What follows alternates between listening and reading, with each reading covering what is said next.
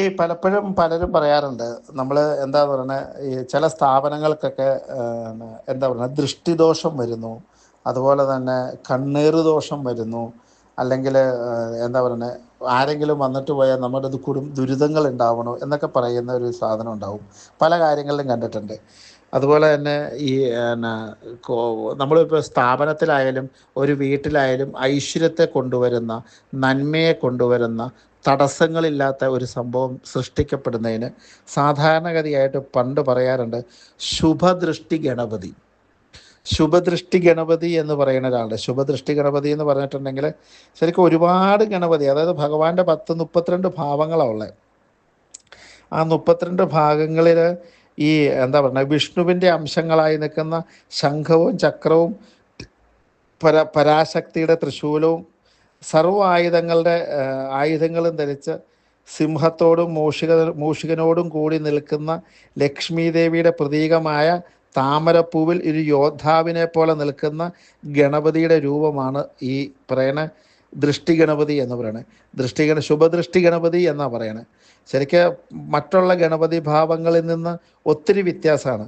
ശരിക്കും വിഷ്ണുവിൻ്റെ അംശങ്ങളായ ശംഖചക്ര അദ്ദേഹത്തിൻ്റെ കയ്യിലുണ്ട്, ശിവൻ്റെ ത്രിനേത്രങ്ങളുണ്ട്, പരാശക്തിയുടെ തൃശൂലമുണ്ട്, ബാക്കിയുള്ള ദേവതകളുടെ ആയുധങ്ങൾ മുഴുവനുണ്ട്, സിംഹമുണ്ട്, മൂഷികനുണ്ട്.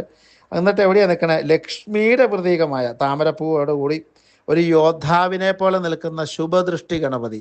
അങ്ങനെയുള്ള ഗണപതി വിഗ്രഹങ്ങൾ നമുക്ക് വാങ്ങിക്കാൻ കിട്ടും.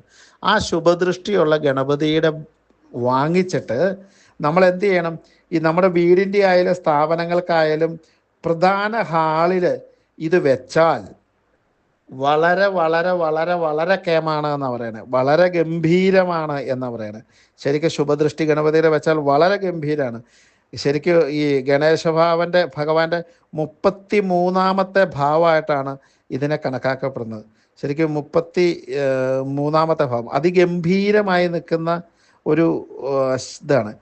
ശരിക്ക് ഈ എന്താ പറയുക, വീടുകളിൽ, വ്യാപാര സ്ഥാപനങ്ങളിൽ, വാണിജ്യ സ്ഥാപനങ്ങളിൽ, അങ്ങനെയൊക്കെയുള്ള സ്ഥലങ്ങളിൽ ഈ എല്ലാ സന്ദർശകരും വരുന്നവരും കാണാവുന്ന രീതിയിൽ വടക്കോട്ട് ദർശനമായിട്ട് ഇത് വെച്ചാൽ എന്താ പറയണത്, എല്ലാ ദോഷങ്ങളെയും ഇല്ലാണ്ടാക്കുന്നു എന്നാണ് പറയണത്. എല്ലാ ദോഷങ്ങളെയും ഇല്ലാണ്ടാക്കുന്നു, ഉത്തരോത്തര അഭിവൃദ്ധി ഉണ്ടാക്കുന്നു എന്നുണ്ട്.